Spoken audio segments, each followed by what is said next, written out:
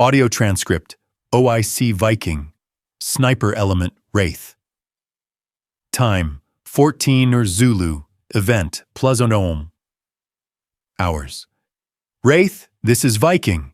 We are Winchester on primary. 2 wounded. They're bracketing our position. The radio static hissed, cutting through the rhythmic thrum of adrenaline in Lieutenant Vance's ears. Through her scope, the canyon floor was a dust-choked kill zone. Viking, hold your fire. Vance's voice was dangerously calm, a stark contrast to the chaos below. I need complete silence. No suppressive fire. Are you insane? We have hostiles moving down the scree slope. If we stop shooting, they overrun us in 30 seconds. If you fire, you mask the acoustic signature. I need to bounce the snap off the eastern wall, Viking.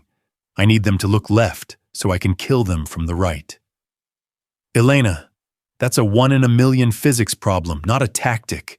We are moving to the extract point. Cover us. Negative. Do not move. There's a DSHK heavy machine gun waiting around that bend. If you move, you die. If we stay, we die. Trust the math, Viking, or trust me. Just don't move. Vance adjusted her windage turret 3 clicks. She wasn't aiming at the enemy. She was aiming at a quartz vein on the opposite cliff face, 600 meters away from the target. She exhaled. The world narrowed down to a single math equation. Silence. 48 hours earlier. The air at 10,000 feet didn't just feel cold. It felt thin, brittle, like glass waiting to shatter. Lieutenant Elena Vance lay prone on the granite shelf of the ridgeline known locally as the Needle. Her breath misted against the eyepiece of her Night Force AT-CR scope, freezing instantly into a delicate lace of frost that she wiped away with a gloved thumb. Below her, the gorge dropped vertically for 300 meters into the Devil's Throat, a winding, claustrophobic scar in the Afghan earth. Viking, this is Wraith. Confirm you are at phase line Alpha, she whispered into her comms boom. Her voice was flat, stripped of the fatigue burning in her lungs. The climb to the Overwatch position had been a 4-hour brutality of loose shale and near-vertical ascents, carrying a 30-pound Mk-13 Mod 7 rifle and day sustainment gear. Solid copy, Wraith, came the voice of Master Chief Viking Sorensen. His transmission was garbled by the terrain masking, a digital croak in her earpiece. We are stacked at the courtyard, breaching in 2 mics. How's the weather up there? Cold, clear, and quiet, Elena replied. Too quiet. Through the high magnification optic, the village below was a monochrome painting in green phosphor. It was a cluster of mud brick compounds clinging to the canyon floor like barnacles. Intelligence stated this was a logistics hub for a mid-level insurgent financier. A simple knock and talk that would inevitably turn into a bag and tag. But Elena's gut twisted. She scanned the rooftops. No, laundry. She scanned the animal pens. The goats were clustered tight against the north walls, not grazing. Animals did that when they were frightened by movement they weren't used to. Viking, hold. Something's off, Elena murmured, her finger hovering over the trigger guard. We're on the clock, Wraith. Asset is inside. Are you seeing threats? Negative on PID, positive identification. But the atmospherics are wrong. No movement. No civilians. It looks like a stage set. There was a pause on the line. The SEALs respected her. She wasn't just an attachment. She was a shooter from the Army's service rifle team who had outshot half their instructors at Coronado. But respect didn't override the mission clock. Copy, Wraith. Keep eyes on the high ground. We're going in. Execute on my mark. Elena shifted her weight. The slate rock dug into her elbows. She adjusted the parallax on her scope. focusing past the target building to the scree slopes on the opposite side of the canyon. The geometry of the Devil's Throat was a nightmare. The walls were concave, polished by millennia of wind. Acoustically, it was a whispering gallery. A shout at one end could be heard at the other. A gunshot would sound like the apocalypse. She checked her wind meter, the Kestrel 5700. Wind was moving up canyon at 12 miles per hour, swirling unpredictably. A nightmare for ballistics. "Breach in 3, 2. Viking's voice counted down. Elena traversed her scope back to the main door. She saw the stack of 6 operators, ghostly figures in the night vision. Then she saw it. A flicker of heat on the opposing ridge, parallel to her own position. A tiny, unnatural bloom of thermal radiation that shouldn't be there. It wasn't a goat. It was the heat signature of a barrel protruding from under a thermal blanket. "Abort! Viking, abort! Ambush!" Elena screamed, breaking radio discipline. "Breach! Boom!" The explosive charge on the door detonated, but the sound was immediately swallowed by a much larger tearing noise. From the opposite ridge, 3 RPGs streaked down into the canyon floor, trailing smoke like fingers of death reaching for the SEAL team. "Contact front! Contact left!" The radio erupted into chaos. The canyon lit up. It wasn't a logistics hub. It was a kill box, and Elena Vance was the only one not inside it. She racked the bolt of her MK-13, the metallic clack-clack sounding terrifyingly loud in her own ears. "Time to work," she whispered. The valley floor didn't just explode, it disintegrated. Through the scope, Elena saw the impact of the 3 RPGs before the sound reached her. They struck the courtyard wall and the breached doorway in a synchronized triangle of fire. The green phosphor of her night vision flared white-hot, momentarily blinding her. She didn't flinch. She blinked hard, forcing her pupils to readjust as the auto-gating on her optic kicked in. Crack, whoosh. Boom. The sound slammed into her seconds later, a physical punch of overpressure that rattled the loose stones around her hide. "Viking! Sit rep!" Elena shouted, her voice tight but controlled, static.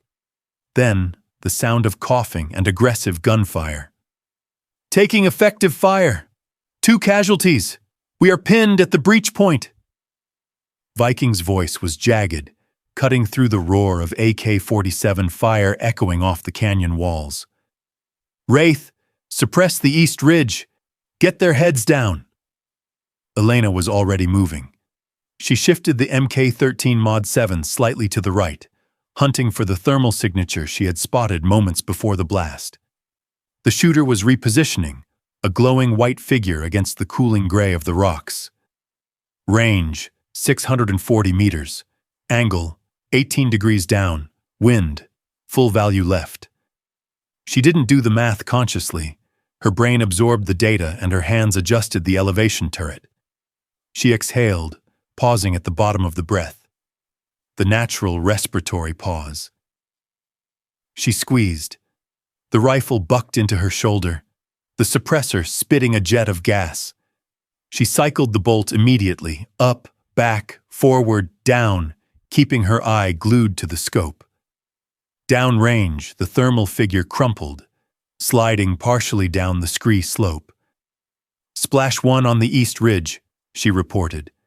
"But Viking, you have movement on the west. They have you in a crossfire. You need to move inside the structure, now." "Negative! The structure is compromised!" came the reply from Sledge, the team's breacher. "Doorway is rigged. Go through the wall. Make a door." Below, she saw the SEALs scramble. They were small, desperate shapes moving under a hailstorm of tracers. The enemy fire was plunging, the worst kind of ambush. The insurgents held the high ground on both sides of the canyon, firing down into the open courtyard. The low walls offered no protection against rounds coming from above. Elena swept her scope to the west. Muzzle flashes sparkled like erratic strobes. There were too many of them. At least 20 fighters were pouring fire into the small team. She fired again, dropping a machine gunner, but another fighter immediately picked up the weapon. It was like fighting a hydra. "Wraith, we are moving inside," Viking yelled. A secondary explosion rocked the compound as Sledge blew a hole in the side of the mud brick wall. The team flooded into the interior of the target building. For a moment, the firing from the ridges slackened. The enemy had lost their visual. "Viking, talk to me," Elena whispered, scanning the ridgeline for the next RPG team. Her heart hammered against the cold earth. If she had called that abort 2 seconds earlier. "We're inside," Viking breathed heavily, checking the HVT. There was a tense silence, broken only by the whistling of the wind through the jagged rocks of the Devil's Throat. Elena used the pause to reload, shoving fresh 300 Winchester Magnum rounds into the magazine. Her fingers were numb, but muscle memory took over. "Wraith, it's a bust," Viking's voice came back, hollow and grim. "Target is here. He's been dead for days, rigged with a pressure plate IED under the chair. If we had taken him, we'd all be pink mist." Elena felt a chill that had nothing to do with the altitude. "It's a lure," she said, the realization settling like a stone in her gut. "They wanted you inside." "Why?" "To fix your position." As if on cue, a deep rumbling boom echoed from the canyon entrance, the way they had come in. Elena swung her rifle toward the sound. A massive cloud of dust was rising from the narrow choke point of the pass. "Viking," Elena said, her voice dropping an octave. "Check your 6. I can't see the entrance from inside." "What is it?" "They just blew the cliffs at the choke point," Elena said, staring at the wall of rock that now blocked the only exit from the valley floor. "They didn't just ambush you, Viking. They sealed the bottle.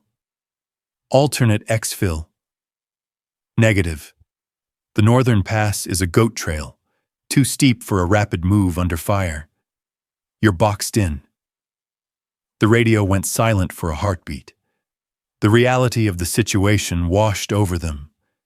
They were outnumbered, outgunned, and trapped in a prepared kill zone with no way out. "Command, this is Viking." The team leader's voice switched to the SATCOM channel, broadcasting to the distant TOC, Tactical Operations Center. "We are troops in contact. Heavy ambush. Primary exfil blocked.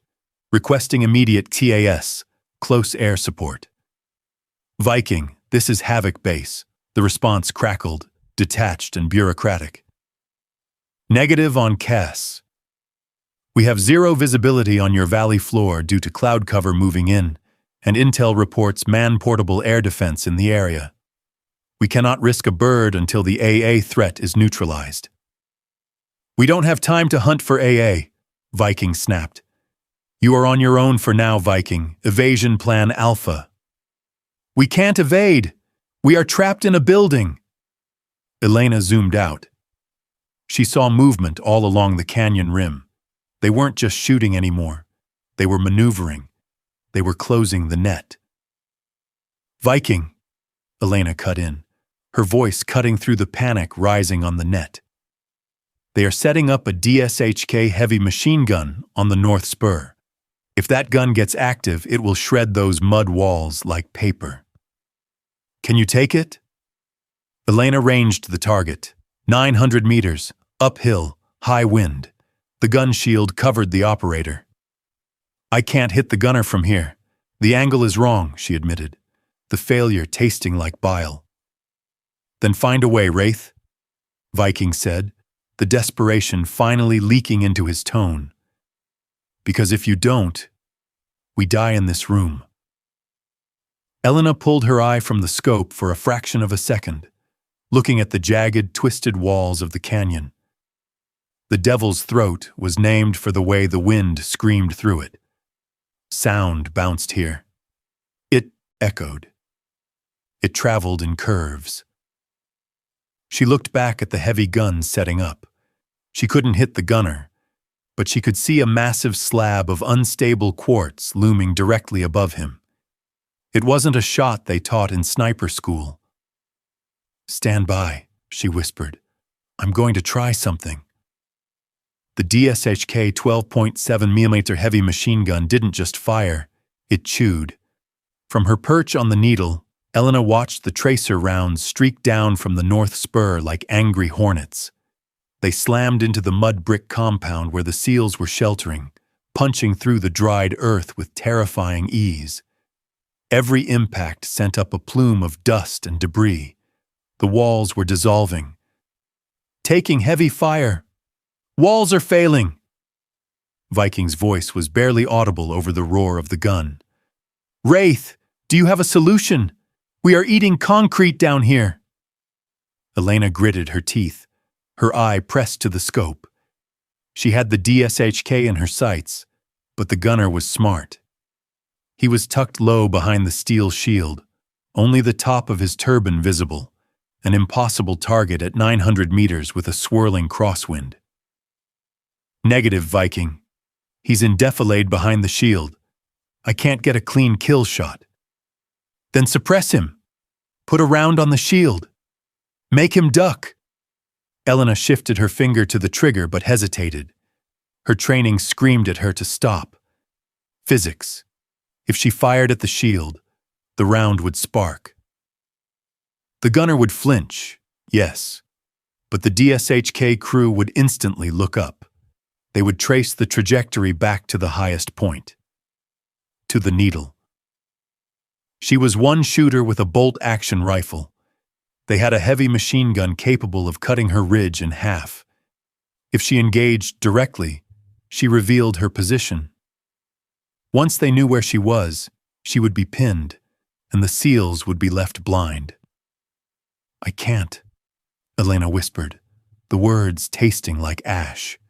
"If I engage direct, they turn that gun on me, I lose Overwatch, you lose your eyes. If you don't engage, we lose our lives," Viking shouted. The radio clicked off. The silence between them was worse than the screaming. Elena pulled her eye from the scope and grabbed her Vector 21 rangefinder. She laser-ranged the DSHK position, 912 meters. Elevation, +4 degrees. She looked at the canyon. It was a geological freak of nature. The walls were curved, smooth granite that acted like massive parabolic reflectors. The wind howling through the Devil's Throat was proof of how sound traveled here. It didn't die. It bounced. A memory surfaced from her time at the Army Marksmanship Unit, a lecture on urban acoustics. The bullet makes two sounds, the muzzle blast and the sonic boom. The sonic boom is a continuous cone of sound trailing the bullet. If you miss the target, they hear the crack as the bullet passes. If you hit a hard surface, the sound reflects. She looked to the left of the DSHK position, about 50 meters away. A sheer, concave wall of granite faced the gunner's flank. If she couldn't hit the gunner, maybe she could lie to him. "Viking, stay low," Elena said, her voice dropping into a trance-like calm. "I'm trying something." "Hurry up, Wraith." Elena ignored the urgency. She had to be a machine. She dialed her windage turret left, not toward the enemy, but away from them. She aimed at the granite face 50 meters to the gunner's right. Distance to rock, 880 meters. Angle of incidence equals angle of reflection. If she put a 300 Winchester Magnum round into that rock, the bullet would shatter. But the supersonic crack of the projectile passing the gunner, combined with the impact on the stone, would create an acoustic origin point. To the gunner, the sound wouldn't come from the needle. It would sound like it came from the opposing ridge. She exhaled, emptying her lungs until her reticle stopped dancing. The DSHK was chugging rhythmically. Thump, thump, thump. Elena squeezed. The MK-13 recoiled, a sharp kick against her collarbone. She didn't wait for the impact. She cycled the bolt instantly, clack, clack, and reacquired the target through the scope. 1 second, 2 seconds. The bullet slammed into the granite wall 50 meters to the right of the machine gun nest.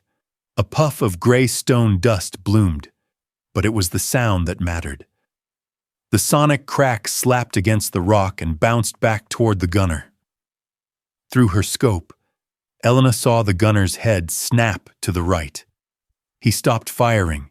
He shouted something to his loader, pointing frantically at the empty ridge opposite Elena's position. The DSHK traversed.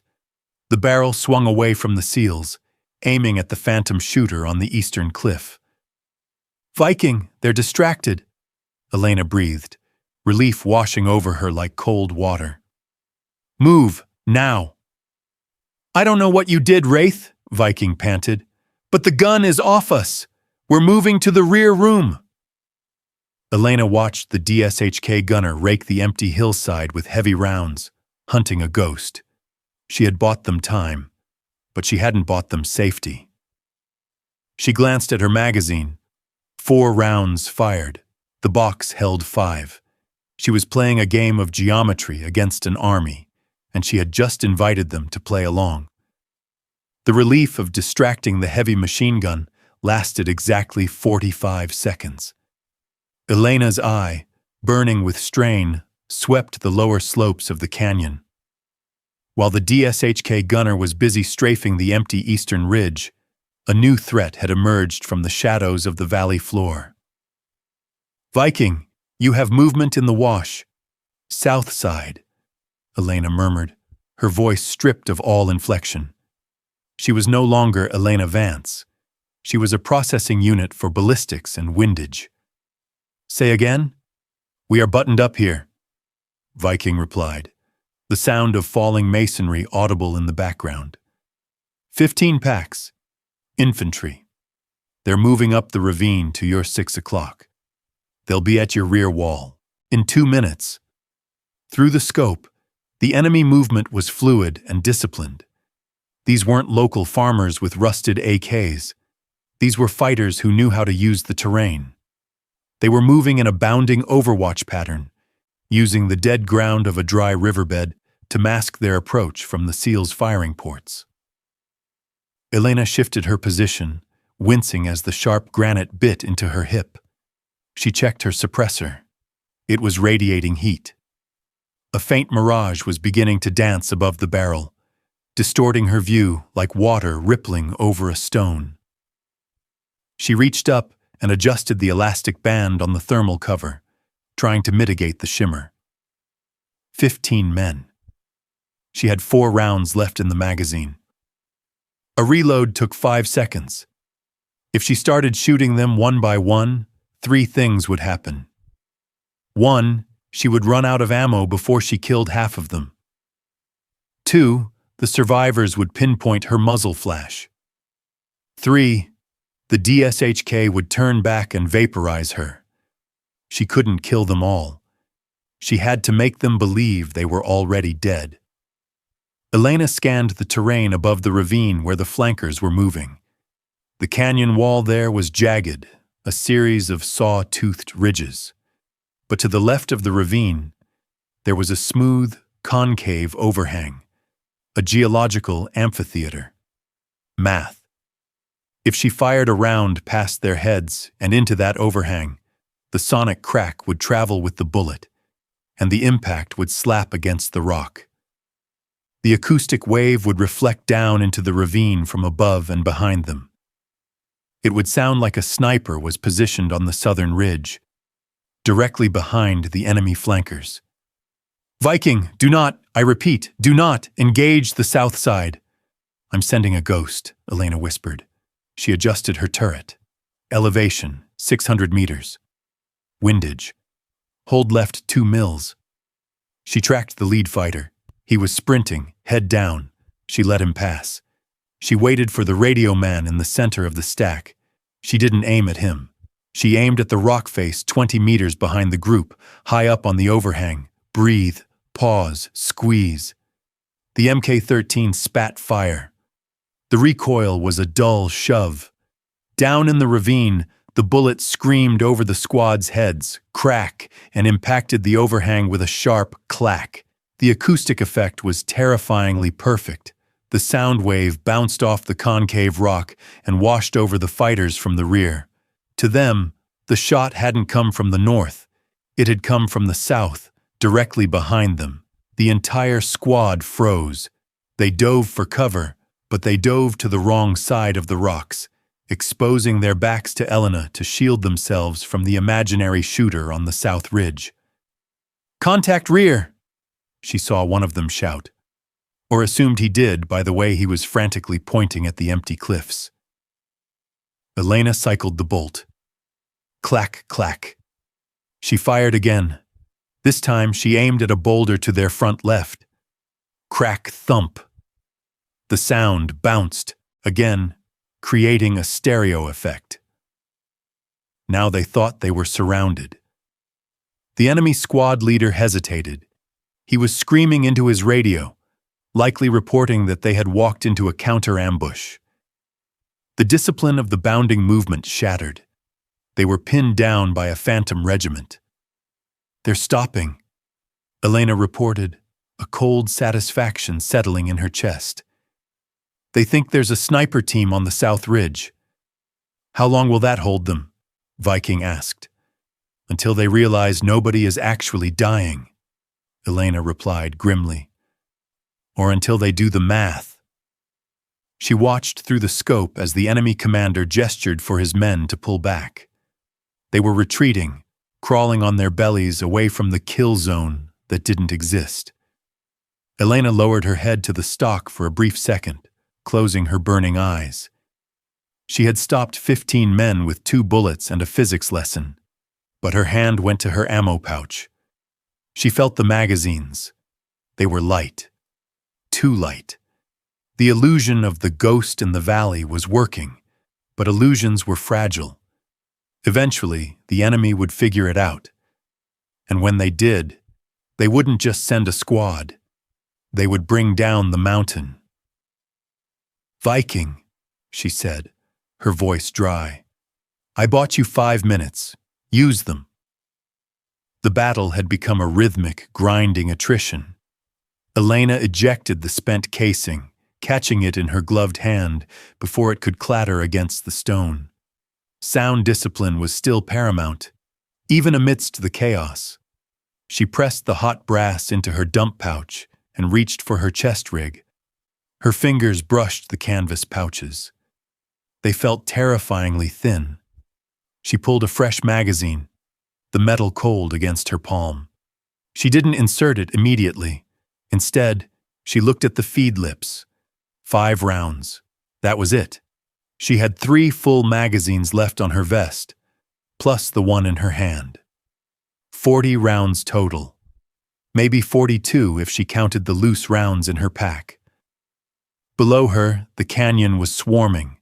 The enemy had realized the ghosts were a trick, or perhaps they just didn't care anymore. They were pushing up the scree slopes, probing the seal's perimeter with renewed aggression. "Wraith, this is Viking!" The radio crackled, the signal degrading as the enemy jammer spiked again. "We have a heavy concentration moving on the east wall, requesting immediate suppression on Sector 3. Elena brought the scope up. She saw them, 8 fighters moving behind a ridge of boulders, popping up to fire erratic bursts at the compound. They were suppressing the seals, keeping Vikings' heads down while a second team maneuvered closer. "Wraith, did you copy? Suppress Sector 3! Elena's finger hovered over the trigger.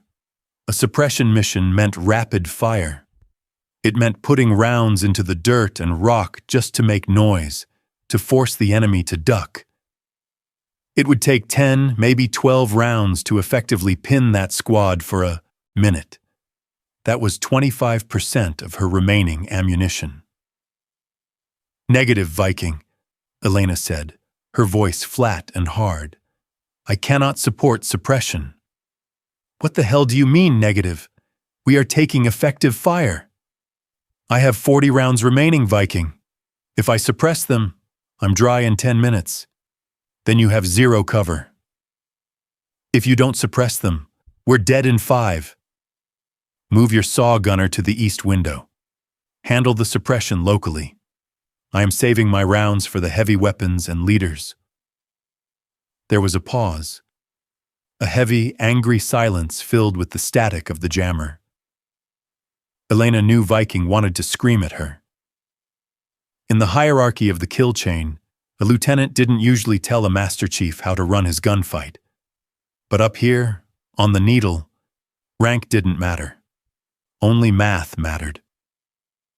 Elena watched the 8 fighters. One of them, a man in a dark vest, stood up to wave the others forward. He was the squad leader. PID confirmed. High value. She exhaled, settling the crosshair on his chest plate. Crack. The leader dropped. The other 7 fighters immediately dove for cover, their momentum shattered. "Target down," Elena reported. "Sector 3 is stalled. You're welcome." She didn't wait for a thank you. She cycled the bolt, checking the chamber. 39. Her mouth tasted like copper. The adrenaline had burned through her hydration, and her canteen was buried in her assault pack, unreachable without breaking her firing position. She swallowed dryly, the friction in her throat painful. She scanned the battlefield, forcing her eyes to move in a grid pattern. Right to left. Near to far. The sun was beginning to crest the peaks now, casting long, jagged shadows across the devil's throat. The changing light made everything harder. Shadows stretched and morphed into phantom enemies. She swept her scope past the main village, up towards the higher jagged peaks on the northern side, the side opposite her. She stopped. Something wasn't right. Amidst the chaotic movement of the insurgents, men running, shooting, shouting, there was a patch of stillness. About 1,100 meters away, nestled in a crevice of the gray rock face, there was a shadow that looked manufactured. Elena dialed her magnification to maximum.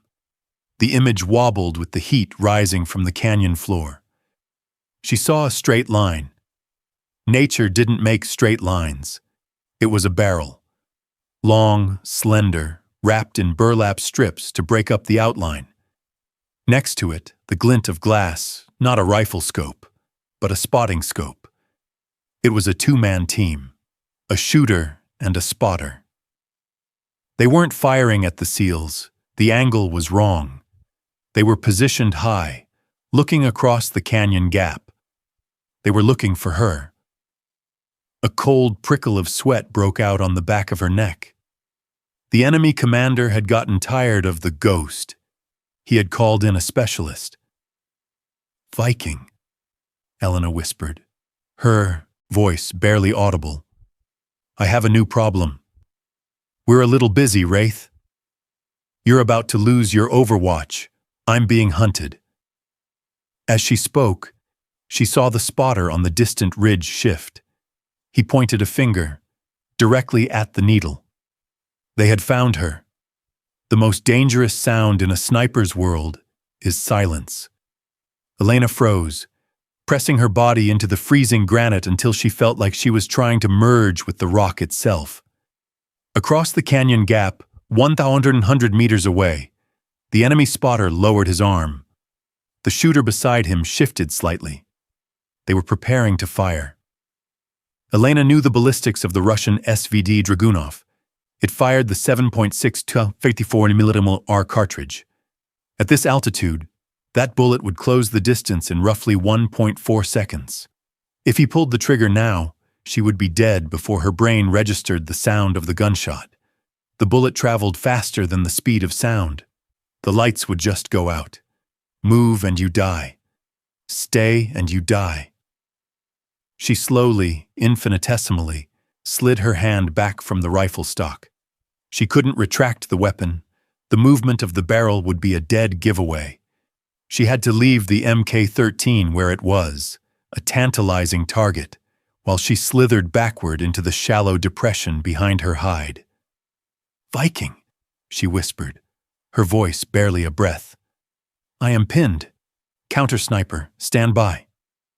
"Wraith, we need eyes. They are maneuvering on the south wall again." If I look up, I take a round to the face. "Wait."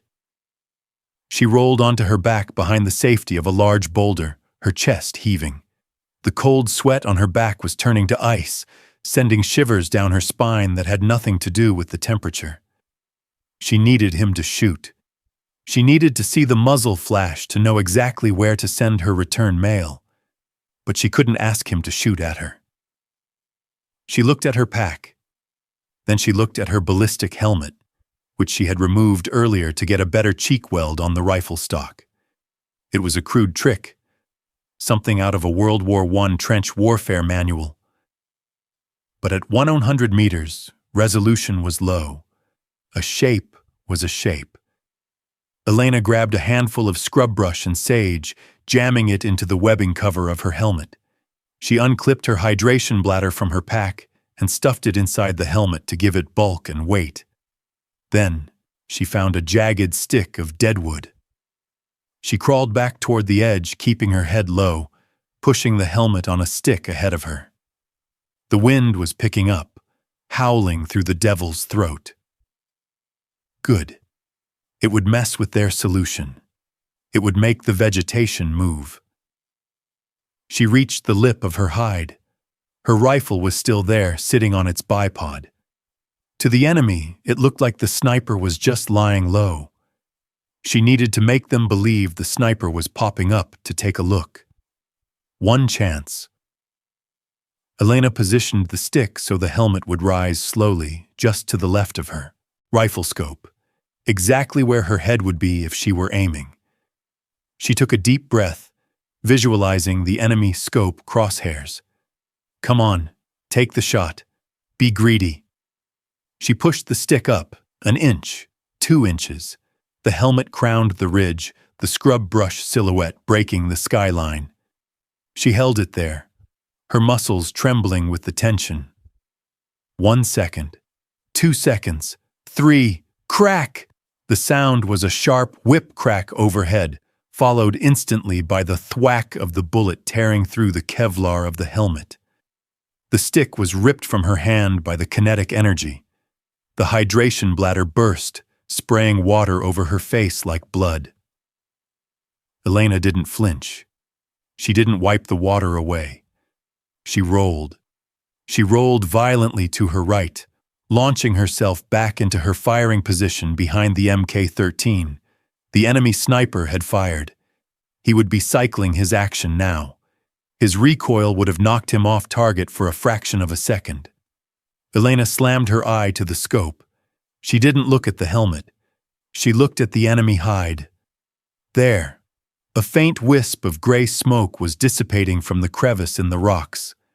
A thermal bloom was fading on the stone where the hot gases had vented. He had revealed himself. He had taken the bait, and now his bolt was open. Or he was reacquiring the target, thinking he had scored a kill. Elena's crosshairs settled on the dark recess of the cave. She saw the glint of the lens again. "Got you," she hissed. But she didn't fire immediately.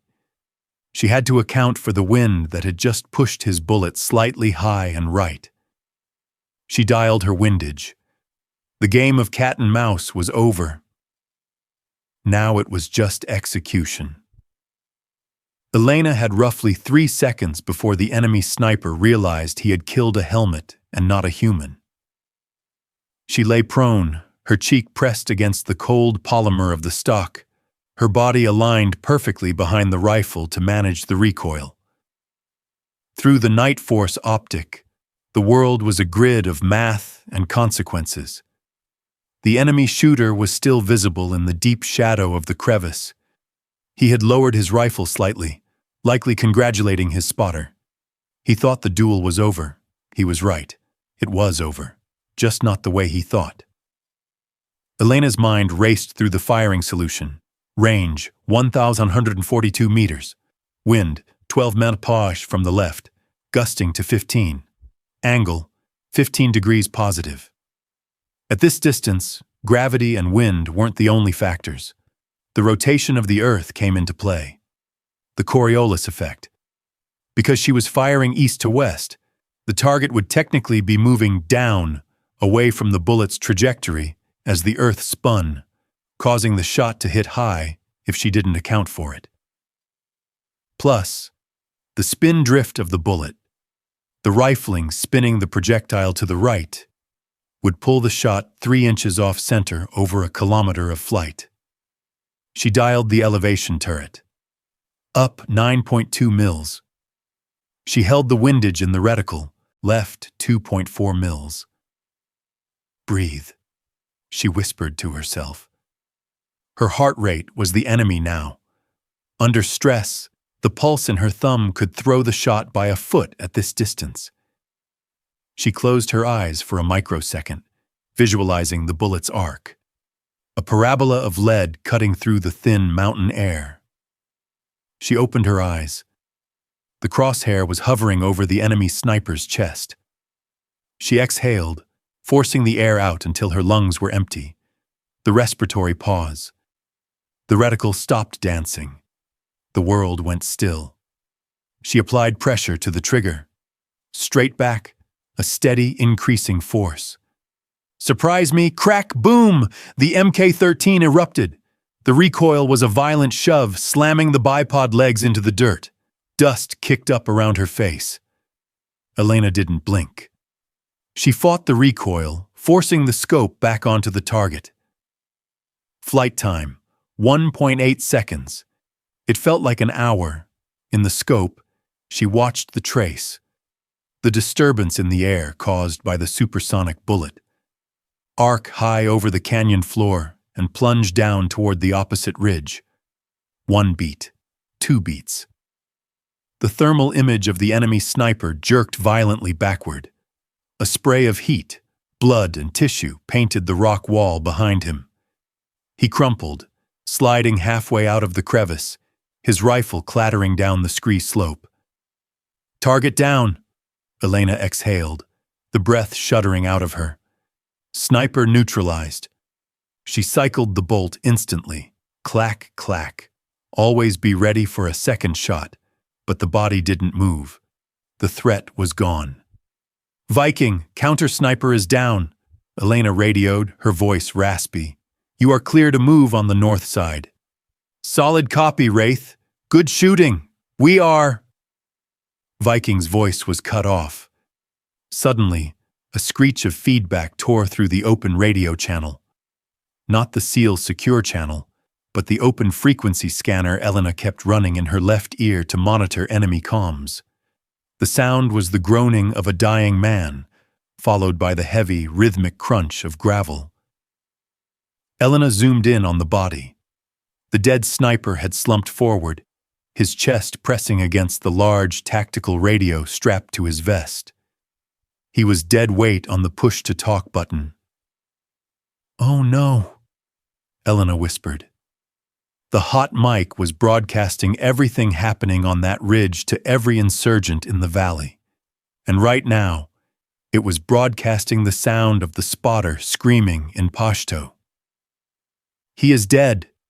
The demon is on the needle. The shot came from the needle. High Ridge, Sector 4, kill him, kill the sniper." The spotter wasn't just screaming.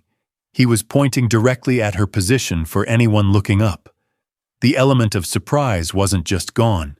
It had been reversed. Every gun in the valley, from the AK-47s in the wash to the mortar pit in the rear, was about to turn toward her hide. Elena grabbed her rifle drag bag.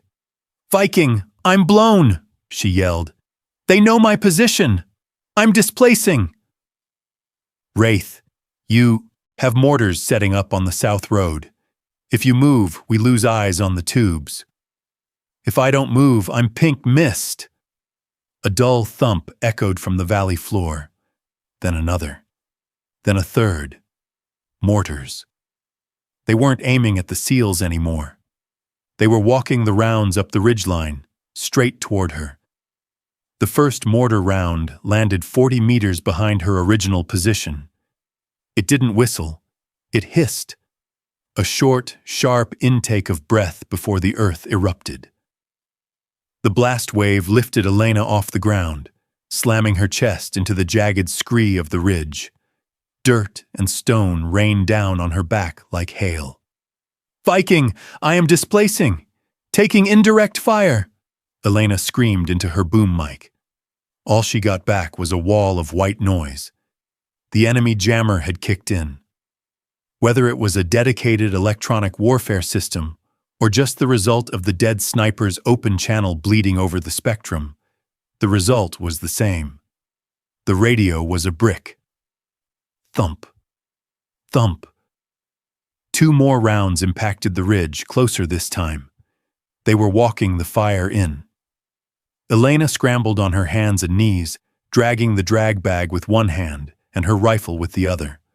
She dove into a narrow fissure in the rock face, a secondary hide she had mentally marked hours ago.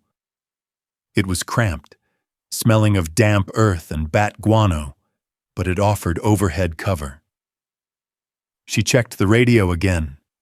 Nothing but screeching static and the faint, ghostly wailing of the prayers being broadcast over the open channel. "Damn it!" She slammed her fist against the receiver. She pulled herself up to the lip of the fissure. Through the gap in the rocks, she looked down at the canyon floor. Her heart stopped. The SEALs were preparing to move. Viking was stacking the team at the rear door of the compound, likely assuming that since Elena had killed the sniper, the north side was clear. They were about to sprint across the open ground to a cluster of boulders, but they couldn't see what Elena could see.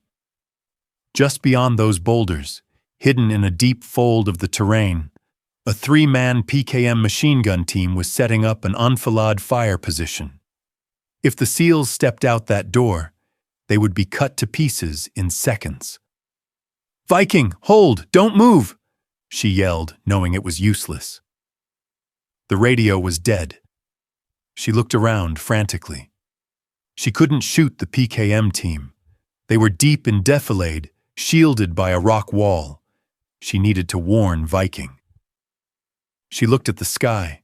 The sun was high now, blazing down with the harsh, unfiltered intensity of the Afghan mountains. Light. Elena ripped open her admin pouch. She didn't have a dedicated signal mirror, weight savings, but she had something else. She grabbed her signal reference card, which was laminated in high-gloss plastic, but it wasn't reflective enough. She looked at her rifle, the objective lens of the Night Force scope. It was coated glass, but at the right angle it flared, like a diamond. It was a risk. A reflection could give away her new position to the mortar team. But if she didn't do it, 6 men died. Elena twisted her body, angling the rifle not at the enemy, but back towards the compound. She flipped the scope cover open. She caught the sun. She used her gloved hand to cover and uncover the lens, chopping the beam of light. Dash, dash, dash, dot, dash, dot, dot, dash, dash, dash, O-S-O. Wait, usually S-O-S, but she signaled stop, S-T-O-P, dot, dot, dot, dash, dash, dash, dash, dot, dash, dash, dot, S-T-O-P. Down in the valley, the reflection must have been blinding, a rhythmic star flashing from the dark face of the needle. She saw Viking freeze. The Master Chief turned, looking up at the ridge. He held up a fist. The team halted instantly, inches from the doorway. Viking stared at the ridge for a long second. He tapped his helmet, acknowledging the signal. Then he stepped out of the shadows, just enough to be seen but not engaged. He didn't use a radio. He used his hands. He pointed at his rifle. He tapped the magazine well. Then he made a slashing motion across his throat. Winchester. Elena felt the blood drain from her face. He wasn't just saying they were stopping. He was saying they were out of ammo. He held up one finger, then made a circular motion.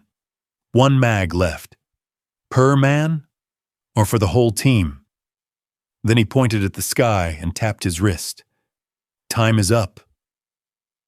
Elena looked at her own gear. She had roughly 35 rounds left. The seals were dry. The enemy had a battalion surrounding them, and now they knew exactly where she was. The mortars adjusted their aim. A round landed 10 meters above her fissure, shaking dust into her eyes. The silence of the radio was no longer a technical failure. It was the sound of the end. The silence from the courtyard was the loudest thing in the valley. With the SEALs' Winchester completely out of ammunition, the suppressive fire that had kept the enemy at bay simply vanished. The insurgents, sensing the sudden drop in resistance, didn't hesitate. A whistle blew, a shrill, piercing sound that cut through the mortar blasts. From the dry riverbed and the surrounding ruins, figures rose up, not 5 or 10, but 30, maybe 40. They abandoned cover, screaming war cries, sprinting across the open ground toward the mud brick compound where the SEALs were huddled. Elena watched it unfold through her scope with a sickening sense of clarity. It was a medieval siege charge. They were going to overrun the building, breach the doors, and finish it with knives and grenades. "Viking, they are rushing! 30 packs! Danger close!" Elena screamed, forgetting the radio was jammed. The static hissed back at her mocking reply. She checked her magazine. 3 rounds. She had another partially loaded mag in her pouch. Maybe 8 rounds total. She could kill the first 3 men, the next 5. Then what? The remaining 20 would swarm the building. She needed a machine gun. She needed an airstrike. She had neither. She looked at the terrain. The Devil's Throat was a geological nightmare of loose shale and fractured granite, held together by friction and frost.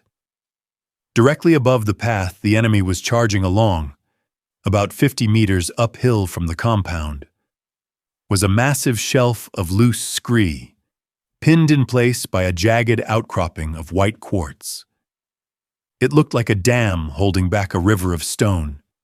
It was a keystone formation, unstable, dangerous. If she broke the dam, the river would flow, but the SEALs were right below it. Calculation, the enemy was in the open. The SEALs were inside the structure. The structure had thick mud walls. The slide should flow over the building, burying the courtyard, but leaving the interior intact. Should. It was a gamble with 6 lives. If she did nothing, they died for sure. If she did this, she might kill them herself. "Forgive me," Elena whispered. She shifted her aim away from the sprinting fighters. She traversed up the cliff face, finding the white quartz spur that anchored the tons of loose rock. She dialed her elevation. The range was short, 400 meters. The angle was steep. She didn't aim for the center of the rock. She aimed for the fissure at its base where the frost had likely weakened the connection. The enemy wave was 50 meters from the door. Viking was probably standing there with his knife out. Elena fired. Crack. The bullet struck the base of the quartz. Stone shattered. A puff of white dust appeared. Nothing happened. "Move, damn you!" she hissed, cycling the bolt. She fired again, putting the second round into the exact same crater. Crack. This time, a deep, grinding sound echoed through the canyon, low and resonant, like the earth clearing its throat. The white quartz spur cracked audibly, a spider web of fractures racing up its surface. Then, gravity took over. The spur sheared off. For a second, it seemed to hang in the air. Then, the entire slope above the enemy charge began to move. It started as a trickle of pebbles, then a slide of fist-sized rocks, and finally, the whole mountain face detached. Thousands of tons of shale, granite, and dirt poured down the slope with a roar that drowned out the mortars.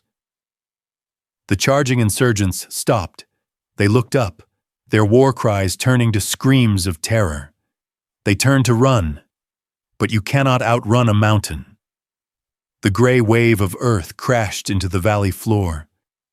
It swallowed the lead element instantly. The rear guard scrambled back, disappearing into the dust cloud. Elena held her breath, her eyes wide, watching the slide hit the compound. The debris slammed against the rear wall of the building where the seals were. The structure groaned under the impact. Stones piled up, burying the door, burying the windows, rising higher and higher until the entire rear half of the building was submerged in the mountain's refuse. The dust cloud ballooned up, obscuring everything. The valley was plunged into a twilight of choking gray powder. "Viking?" Elena whispered into the dead radio. "Viking!" Silence. She had stopped the charge. She had buried the enemy, but she had also buried her team. For a long minute, nothing moved. The dust settled slowly, coating the lens of her scope. Then, a flicker. From the roof of the buried building, which was now level with the new slope of the rockslide, a hand pushed up through the debris. Then a helmet. It was Viking. He coughed, dragging himself out of the hole in the roof, gray from head to toe. He looked up at the needle. He didn't wave. He didn't signal. He just stared. They were alive. But they were entombed. The exits were blocked. The windows were gone. The only way out was the roof, and they were exposed on top of a pile of fresh, unstable rock. And Elena had one round left in her magazine.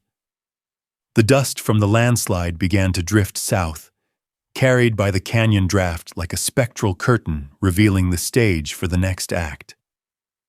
Elena lay motionless. Her heart was hammering against her ribs, but her hands were rock steady. Below, the tactical situation had devolved into a nightmare scenario. Viking and his men were alive, but they were stranded on the roof of the buried compound, exposed and weaponless. They were sitting ducks. The enemy knew it. Through the scope, Elena watched the chaos in the riverbed. The insurgents who had survived the landslide were shaken, coughing in the dust, disoriented. But they weren't retreating. Someone was shouting. Elena shifted her aim, following the voice. She found him near the wreckage of a Toyota Hilux, 300 meters back from the slide. He was tall, wearing a black tactical vest over a traditional shalwar kameez. He wasn't carrying a rifle. He was holding a radio handset in one hand and gesturing violently with the other. Positive identification. The field commander. He was the brain. The others were just limbs. If she severed the brain, the body would flail and die. "Got you," Elena whispered. She centered the crosshairs on his chest. It was an easy shot, far easier than the sniper she had killed earlier. 700 meters. Little wind in the valley floor. She began her trigger press. Suddenly, the commander moved. He didn't duck. He reached out and grabbed something, someone, from the shadow of the truck. Elena's finger froze. He pulled a woman into the sunlight. She was wearing a bright blue burqa. Clinging to her leg was a child, no more than 6 years old, dressed in a red tunic. The commander positioned himself directly behind them, using the woman's shoulder as a rifle rest for his radio hand, peering over her head at the SEAL's position. He was using them as armor. Coward, Elena hissed through gritted teeth. The heat mirage was bad now. The air over the valley floor was boiling, turning the image in her scope into a watery oil painting. The commander's head bobbed and weaved in the distortion, merging with the blue of the woman's veil. Elena adjusted her parallax, trying to sharpen the image. The math changed. It wasn't just wind and gravity anymore. It was probability. At 700 meters, the margin of error for the 300 Win mag was less than an inch if she did everything perfectly. But the heat shimmer deflected light, making the target appear slightly displaced from its actual location. If she fired at the commander's exposed forehead, and the mirage was bending the light just 1 minute of angle, MOA, to the left, the bullet would strike the woman, or the child. Rule of engagement, 3A. Do not engage if collateral damage is probable. Take the shot, a dark voice in her head whispered. If he lives, Viking dies. 6 lives for 2. It's simple arithmetic. Elena tightened her grip. She saw the child look up, his face confused, terrified. A memory flashed, unbidden, sharp as a knife. Her younger sister, Maya, standing in the driveway back in Ohio, holding a red balloon. The innocence in her eyes. The trust. Elena wasn't just a soldier. She was a protector. That distinction mattered. If she pulled the trigger and killed that child, she wouldn't be Wraith anymore. She would be just another butcher in a valley full of them. She exhaled, her breath trembling slightly. Move, she begged the woman. Just move an inch. The commander shouted something into the radio. He was ordering the mortar team to adjust. He was going to shell the roof. Elena's finger whitened on the trigger. She found a gap between the woman's neck and the commander's jaw, a window the size of a grapefruit. She started to squeeze. The child stumbled. The woman jerked sideways to catch him. The gap closed. Elena gasped and relaxed her finger, pulling the rifle muzzle up instinctively to avoid a negligent discharge. In that split second, the commander shoved the woman aside and dove behind the engine block of the truck. He was gone, safe behind solid steel. Elena stared at the empty space where his head had been. The woman and child were scrambling away into the ruins. Target lost, Elena whispered, the failure heavy in her chest. She had kept her soul, but she might have just signed the death warrants for her team. A dull thump echoed from the rear lines. The mortars were firing again, and this time, they had a spotter who knew exactly where the SEALs were trapped. The mortar round didn't hit the roof directly. If it had, there would have been nothing left to save. Instead, it struck the scree slope just above the buried building, showering the exposed SEAL team with razor-sharp granite shrapnel. Through the scope, Elena saw the impact before the sound reached her. A black flower of smoke bloomed, and bodies were thrown like ragdolls. "Viking! Status!" Elena screamed into the radio. The static was a blizzard of white noise, punctuated by high-pitched squeals from the enemy jammer. She slammed the side of her helmet, as if percussive maintenance could fix electronic warfare. Then, a voice broke through. Not Viking's baritone, but the panicked, hyperventilating voice of Doc Miller, the team's corpsman. "Viking is down! I repeat, Viking is down! Massive hemorrhage! We are exposed!" Elena adjusted her aim. She saw Viking lying on his back near the edge of the ruined roof. His leg was a mess of torn fabric and blood, but the real damage was higher up. He was clutching his neck. The gray dust around him was turning a dark, glossy black. The rest of the team was scrambling, shell-shocked. They were looking at Viking, then at the enemy positions, freezing in the fatal indecision of soldiers who had lost their leader. "Doc!" Drag him behind the chimney stack, now! Elena barked. We can't move him! The neck wound! If you stay there, the next round finishes you. Move him! Her voice cracked like a whip across the frequency. It cut through their panic. Doc and another operator grabbed Viking's plate carrier and dragged him roughly across the debris field, leaving a wide, wet smear on the stones. They collapsed behind the only cover left, a crumbling ventilation chimney protruding from the buried roof. Elena scanned the perimeter. The enemy infantry, emboldened by the mortar hit, were rising from their cover. They sensed the kill. Command, this is Wraith. Elena broadcast on the SATCOM net, praying the signal would punch out of the valley. Requesting immediate medevac. Priority urgent. Surgical. Wraith, this is Havoc, the talk responded, faint and distant. Copy urgent. But we cannot. Launch. The DSHK is still active on the North Ridge. The LZ is hot. We cannot risk the airframe. He is bleeding out. We need a bird now. Neutralize the AA threat, Wraith. Then we launch. Havoc out. Elena stared at the radio, hatred boiling in her gut. Neutralize the threat. She had one magazine left, a bolt-action rifle, and an entire battalion against her. Wraith. The voice was weak, wet, bubbling. It was Viking. Doc must have held the radio handset to his mouth. I'm here, Viking. Stay with me. Listen. A cough, wet and jagged. Tourniquet is on, but I'm fading. You need to take over. Don't talk like that. You're the OIC. Not anymore, he wheezed. You have the eyes. You call the shots. Get my boys out. Elena felt a cold weight settle on her shoulders. She wasn't a SEAL. She was an army attachment, an outsider. But right now, she was the only one who could see the chessboard. She swallowed the lump in her throat and hardened her voice. Copy, Viking. I have the con. She keyed the team frequency.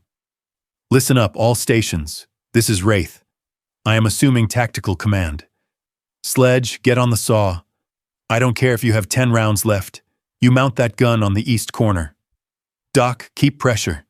The rest of you, prep smoke grenades. We are going to blind them. Wraith, we have no smoke left, Sledge replied, his voice shaking slightly. We used it all in the breach. Elena cursed silently. No smoke, no ammo, no exit. She looked at Viking through the scope. His face was waxy, pale as the moon. He was staring up at the sky, or maybe at the needle. He knew. Wraith. Viking's voice came back, barely a whisper now. The birds, they aren't coming, are they? They're fueling up, lie Elena. Just hold on. You're a terrible liar, Lieutenant. A pause, a long, shuddering breath. Protocol Omega. Elena froze. Omega wasn't a standard military code. It was a team-specific agreement, the Alamo Protocol. No, she whispered. We are dead down here, Viking said, finding a sudden, terrifying clarity in his voice. If you stay on that ridge, they will find you. They will kill you. There is no point in adding one more flag-draped coffin. I am not leaving you. That is a lawful order, Lieutenant. Viking snapped, the effort causing him to cough violently. You are unsupported. You are compromised. Break contact. Escape and evade. Leave us. I deny that order, Elena said, tears blurring her vision for the first time. She blinked them away furiously. I am the Overwatch. The Overwatch does not leave. Elena, please go home to your sister. The line went dead. Whether he passed out or Doc pulled the radio, she didn't know. Elena lowered her head to the stock of her rifle. Her hands were trembling. Every survival instinct she had screamed at her to run. She could slip down the back of the needle, vanish into the high passes, and trek to the nearest FOB. She would survive. She looked down at the 5 tiny figures huddled behind a chimney stack, surrounded by hundreds of wolves. She adjusted her scope. She checked her windage. "Negative, Viking," she whispered to the wind. "We all go home, or nobody does." She racked the bolt on her empty chamber and reached for her last magazine. The clock wasn't ticking. It was falling. Elena forced herself to ignore Viking's shallow, wet breathing over the radio. She forced herself to ignore the 5 terrified men huddled behind a chimney stack that was rapidly disintegrating under small arms fire. Her world narrowed down to a single threat: the mortar pit. She had tracked the firing signature. It was located 850 meters away, tucked deeply behind the rusted skeletal hull of a Soviet-era BTR-60 armored carrier. The vehicle had been stripped and burned decades ago, but its steel hull was still bulletproof against small arms. The mortar team was smart. They had set up the tube directly behind the rear wheels, using the vehicle as a shield against the high ground. Elena could see the top of the mortar tube.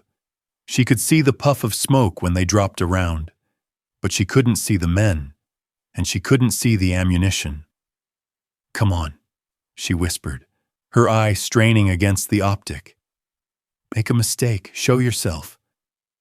They didn't. They were professionals. The loader stayed low. The gunner stayed low. They were adjusting the traverse mechanism. The last round had been 10 meters long. The next one would be a direct hit on the seals. She had 5 rounds left in the magazine. If she shot the BTR hull, the bullet would shatter harmlessly against the slanted armor. If she tried to arc a shot over it, she would miss. Bullets didn't drop that fast at this range. She needed to hit them from below. She lowered her crosshair. Below the rusted chassis of the BTR, there was a gap of about 18 inches between the underbelly and the hard-packed dirt road. She could see the shadows of the crew's legs moving.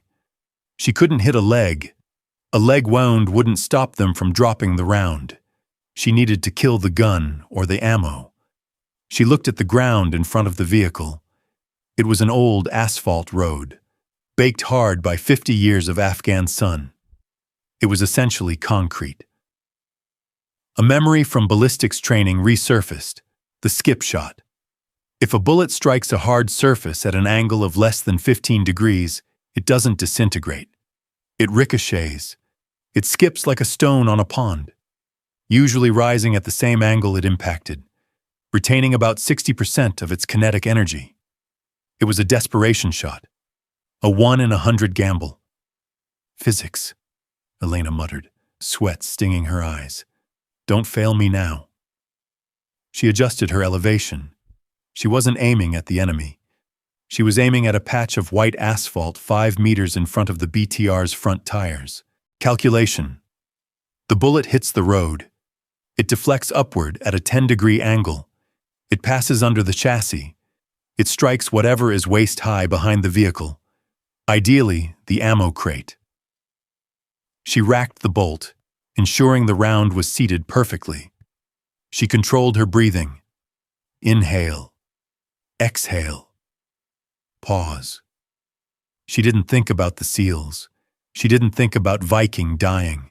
She thought about angles. She squeezed. Crack. The rifle kicked. Elena kept her eye open, fighting the recoil to track the trace. She saw the dust puff on the road in front of the BTR. The bullet had impacted. Did it shatter? Did it tumble? For a heartbeat, nothing happened. The mortar team kept working. Then, the world behind the BTR turned white. The ricocheting .300 Win Mag round, deformed and tumbling but still traveling at supersonic speed, had skipped under the armor and slammed directly into the stack of high-explosive HE mortar shells sitting next to the tube. The sympathetic detonation was instantaneous. Boom! A massive fireball erupted from behind the vehicle, lifting the 10-ton BTR chassis off the ground. The explosion tore the mortar tube apart, sending shrapnel spinning into the air like deadly confetti. The crew was vaporized instantly.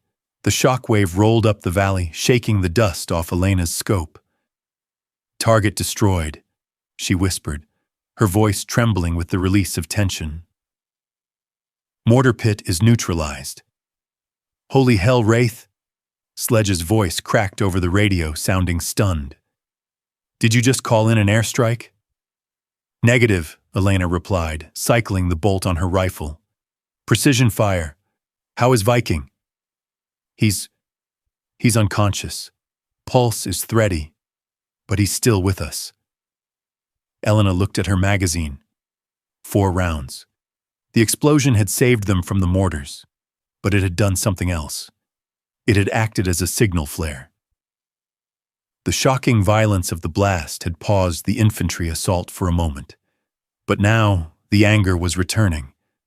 The dust from the explosion was clearing, and through the haze, Elena saw movement. Not just a squad this time. The entire valley floor was moving. They were abandoning cover. They realized the ghost on the ridge couldn't stop them all. They were coming for the chimney stack in a human wave. "Sledge," Elena said, her voice turning cold. "Get ready. They're coming. All of them." "We have nothing left to shoot, Wraith." "Then fix bayonets," she said, though she knew they didn't carry them. "Use rocks. Use your knives. I will buy you every second I can." She checked the chamber. 4 rounds. 100 enemies. She was going to have to make every bullet count for 20 men. The valley floor was a sea of movement. Emboldened by the silence following the mortar explosion, the insurgents rose from the debris. They didn't shout this time. There was a terrifying discipline to their movement. They fanned out, overlapping fields of fire, moving toward the buried compound where Viking and the survivors lay defenseless. Elena looked at her magazine. 4 rounds, 4 bullets against a tide. She could kill the point man. She could kill the radio operator. She could maybe kill one more. But the momentum was against her. Once they started shooting, the volume of fire would suppress her, and they would rush the gap. "Think," she commanded herself. "You don't need to kill them. You need to scare them." She remembered the DSHK gunner earlier, the way he had turned his gun toward the empty ridge when she bounced the sound off the cliff. The canyon was a bowl. If she fired slowly, they could pinpoint her. But if she fired fast, faster than a sniper was supposed to fire, faster than the echoes could decay, she could layer the sound. She could create a cacophony. She wasn't a sniper anymore. She was a conductor. "Sledge," Elena radioed, her voice breathless. "Keep your heads down. It's going to get loud." "We're already down, Wraith. What do you have left?" "Everything," she lied. Elena adjusted her bipod, digging the legs into the dirt to handle the violence she was about to inflict on the rifle. She didn't aim at the enemy. She aimed at the canyon walls. Shot 1. The north face. A concave slab of granite that would throw the sound back toward the canyon entrance. Shot 2. The east spire. A jagged pillar that would scatter the crack like a shotgun blast. Shot 3. The valley floor. A hard impact to kick up dust and noise. Shot 4. The ridgeline. High up to simulate air support or plunging fire. She had to do it in under 5 seconds. She gripped the bolt handle. Her knuckles were white. "Showtime," she whispered. She squeezed. Crack. The rifle kicked. Before the recoil impulse had even settled, her hand was flying. She ripped the bolt back, clack, shoving it forward, clack, and locking it down. She swung the muzzle right, crack, rack back, rack forward. She swung the muzzle down, crack, rack back, rack forward. She swung the muzzle left, crack. The 4 shots rang out in less than 6 seconds. The acoustic effect was apocalyptic. The first sonic boom slammed into the north wall and bounced back. The second shot overlapped it, reflecting off the east spire. The third and fourth shots added to the rolling thunder. The sounds collided in the center of the valley, amplifying each other, distorting into a continuous rolling roar that sounded like a dozen rifles firing at once. To the enemy on the ground, the air was suddenly filled with the snap hiss of supersonic projectiles coming from every direction, north, east, west, and above. "Contact left! Contact right! We are flanked!" someone screamed in the valley below. The advancing line of infantry faltered. They didn't know where to look. The sound was everywhere. They saw dust kicking up on the walls. They heard the cracks overhead. They thought a QRF, quick reaction force, had just fast-roped onto the ridges. "Pull back! Pull back!" The enemy commander, terrified of being encircled, ordered a retreat. The wave of fighters broke. They turned and scrambled back toward the safety of the ravine, abandoning their assault on the chimney stack. Elena watched them run. Her chest was heaving, her lungs burning in the thin air. The barrel of the Mk-13 was smoking, the heat waves distorting her view. She instinctively reached for the bolt handle to cycle it again. Click. The bolt stopped on an empty chamber. She pressed the trigger. Click, dry. The sound of the firing pin hitting empty air was sickeningly hollow. She stared at the open action. That was it. She was completely, utterly Winchester. She didn't have a sidearm. She had left it at the FOB to carry more sniper ammo. She had a knife and a radio. Below, the enemy had retreated to the hard cover of the ravine. They were regrouping, they were listening, and the silence was returning. "Wraith!" Sledge's voice came over the radio, sounding hopeful for the first time in hours. "That was beautiful. Did the QRF land? Where are they?" Elena closed her eyes, resting her forehead against the hot scope. She couldn't tell him. Not yet. "Hold your position, Sledge," she whispered. "Just hold." She pulled the empty magazine from the rifle and let it drop in the dirt. She reached into her pouch, knowing it was empty, just checking one last time. Her fingers brushed only dust and a wrapper from a protein bar. The bluff had worked. But bluffs have a shelf life, and hers had just expired. Far off to the south, faintly, she heard a sound that wasn't an echo. A low, rhythmic thump, thump, thump, rotors. The extraction birds were inbound, but they were still 5 minutes out, and the enemy commander, listening to the silence, was starting to realize that the regiment on the ridges had stopped shooting. The sound of salvation was a rhythmic, thumping bass note that vibrated through the granite of the needle. 2 MH-60 Blackhawks crested the southern ridgeline, flaring hard to bleed off speed. They were sleek, dark angels of war, their miniguns spinning up as they banked toward the valley floor. "Viking, this is Outlaw 2-1!" The pilot's voice crackled over the net, clear and loud. "We have visual on your IR buzzsaw, inbound for extract. 30 seconds. Elena watched them come, a surge of relief nearly buckling her knees. They had made it. The bluff had bought just enough time. Then, the north ridge lit up. The DSHK heavy machine gun, the one Elena had distracted earlier but not destroyed, roared back to life. The gunner had realized the regiment on the cliffs was a lie. He saw the helicopters. He saw a target worth more than a few trapped seals. Green tracers arced into the sky, stitching the air around the lead Blackhawk. The pilot banked violently to the right to avoid the stream of 12.7mm lead. "Taking heavy fire! DSHK on the north ridge!" the pilot shouted. "Wave off! Wave off! We cannot commit to the LZ!" The Blackhawks peeled away, climbing hard to escape the kill envelope. "No!" Elena screamed, her voice tearing at her throat. "Don't leave them. They're right there. LZ is hot, Wraith. Suppress that gun or we are RTB, returning to base."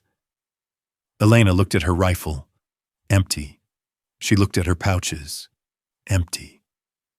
The DSHK gunner was traversing, tracking the helicopters. He wasn't looking at her. He wasn't looking at the seals. He was focused entirely on the birds. If she didn't stop him in the next 10 seconds, the helicopters would leave, and Viking and his men would be overrun by the infantry creeping back out of the ravine.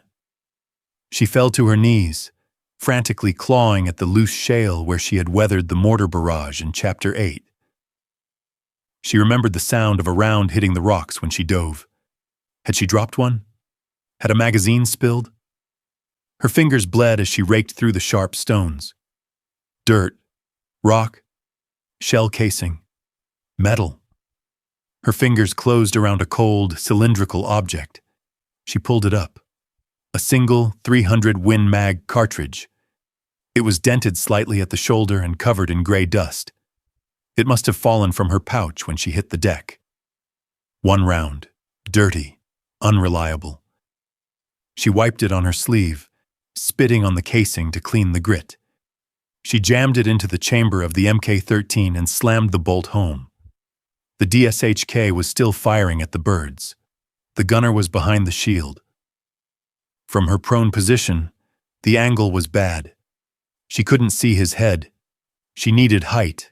She needed him to turn the gun away from the helicopters. She needed to be the brighter target. Elena grabbed her MS-2000 strobe light. She twisted the cap, activating the flashing infrared pulse. But IR wasn't enough. She ripped the blue filter off, exposing the raw, blinding white strobe. She cocked her arm and threw the strobe about 20 meters to her left, onto a prominent rock outcropping. It pulsed rhythmically in the twilight shadows, flash, flash, flash. Then, Elena did the one thing a sniper is never supposed to do. She stood up. She rose to her full height on the ridgeline, silhouetted against the darkening sky. She wasn't a ghost anymore. She was a statue. "Hey!" she screamed, her voice lost in the wind, but her presence undeniable. The movement caught the DSHK gunner's eye. Or maybe it was the strobe, or maybe it was just fate. The heavy machine gun stopped firing at the helicopters. The barrel swung down. It swung toward the needle, toward the flashing light, toward her. "Come on," she whispered, shouldering the rifle, standing unsupported. No breath control, just instinct. The DSHK muzzle flashed. A line of tracers reached out for her. Elena ignored them. She placed her crosshair on the gunner's face, now exposed as he turned. Time slowed. She saw the muzzle flash of the heavy gun. She saw the tracers passing her left. She saw the gunner's eyes. She squeezed. Crack! The MK-13 bucked. Through the scope, she saw the gunner's head snap back.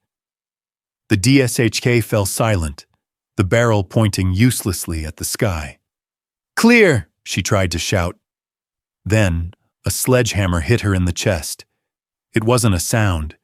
It was a physical impact that lifted her feet off the ground. The air left her lungs in a violent whoosh. The world spun. Sky, rock, sky, rock. She hit the ground hard, her rifle clattering away. She lay on her back, staring up at the first stars appearing in the Afghan twilight. Her chest felt like it had been crushed by a truck. She tried to inhale, but her lungs wouldn't expand. "Outlaw! Inbound!" The radio crackled in her earpiece, sounding miles away. "Gun is down. We are going in." The sound of rotors got louder. The wind picked up, whipping dust over her face. She couldn't move her arms. She couldn't feel her legs. "I did it," she thought, the darkness creeping in from the edges of her vision. Math wins. The pain didn't come immediately. It arrived in waves, synchronized with the struggling beat of her heart. Elena stared up at the darkening violet sky. The stars were coming out, indifferent and cold. She tried to take a deep breath, but her chest refused to expand. The ceramic plate in her carrier had stopped the bullet, likely a 7.62mm round from the infantry. But the kinetic energy transfer had been like a sledgehammer swing. Her ribs were shattered. Every shallow gasp felt like breathing through a straw filled with glass. She turned her head to the side, coughing. A speck of copper taste hit her tongue, internal bleeding. Below her, the roar of the Blackhawks was deafening. She couldn't see the valley floor, but she could feel the vibration in the rock under her cheek. They were loading up. Viking, sledge, dock. They were getting out. Outlaw 2-1, heavy, lifting. The pilot's voice in her earpiece was faint, like a memory. She closed her eyes. Mission accomplished. She had done the math. She had balanced the equation. 6 lives for 1. It was a good trade. Wraith!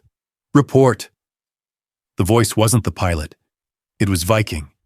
He sounded frantic, shouting over the rotors. Elena fumbled for her push-to-talk button. Her fingers felt like thick rubber sausages. She couldn't feel the click. I'm here, she wheezed. The sound was barely a whisper. We have the package. We are wheels up. Pop smoke for pickup.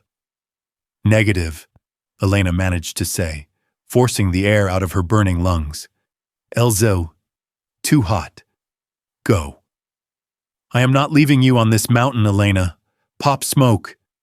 She tried to reach for her smoke canister, but her arm wouldn't obey. The nerve damage from the impact or the shock was setting in. She lay still, the cold creeping in from her extremities. It wasn't unpleasant. It was quiet. Then, the sound of the rotors changed. Instead of fading away to the south, the thumping grew louder, closer, more violent. A shadow fell over her. Elena opened her eyes. The second Blackhawk, Outlaw 2-2, was hovering directly above the needle. It was a terrifying display of flying. The rotor blades were spinning mere feet from the jagged cliff face. The downwash was immense, kicking up a storm of dust and gravel that stung her face. But she didn't flinch. She couldn't. The side door was open. A crew chief was leaning out, secured by a monkey tail, looking down at her. He didn't wave. He just signaled to the pilot. Hold hover. A steel cable began to unspool. The jungle penetrator, a heavy anchor-shaped rescue seat, descended toward her. Wraith, this is Outlaw 2-2, the pilot said calmly. Hook up. We're taking you home. Elena stared at the metal anchor swinging toward her. It hit the ground 3 feet away, dragging through the dirt. She had to move. If she didn't hook up, they would hover there until they ran out of fuel or took an RPG. They were risking the entire airframe for her. She gritted her teeth, biting down on a scream. She rolled onto her side. The pain in her ribs was blinding, a white-hot spike that threatened to knock her out. She dragged herself through the dirt, inch by inch. Her fingernails broke on the stone. 1 foot, 2 feet. She grabbed the cold steel of the penetrator. She flipped the seat down. She wrapped the safety strap around her torso, snapping the carabiner shut. It was the hardest thing she had ever done. Hooked. Up, she gasped. Cable up. The slack tightened. She was yanked off the ground. The world fell away. The needle, the devil's throat, the bodies of the enemy, the DSHK wreck, it all shrank into a topographic map of gray and brown. She was spinning slowly, suspended in the void between the earth and the machine. Strong hands grabbed her vest. The crew chief dragged her onto the diamond plate floor of the cabin.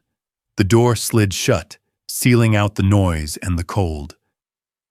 Elena lay on the floor, staring at the ceiling of the helicopter. A face appeared above her. It wasn't the crew chief. It was Viking. He was pale, his neck bandaged with a thick pressure dressing, his uniform soaked in blood and dust. He shouldn't have been walking, let alone standing in a moving bird. But he was there. He had transferred to the rescue bird. He looked down at her. He didn't smile. He reached out and gripped her hand. His grip was weak, shaking, but it was there. "I told you!" he shouted over the engine whine, his voice raspy but fierce. "We all go home." Elena looked at him. She looked at the other SEALs slumped in the seats, Sledge giving a thumbs up, Doc checking IV bags.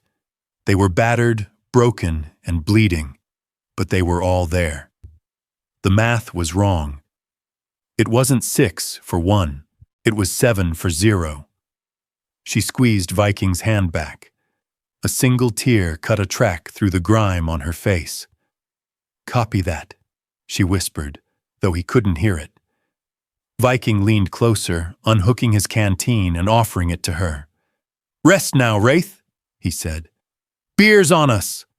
Elena closed her eyes as the Black Hawk banked west, chasing the setting sun, leaving the ghosts in the valley behind them.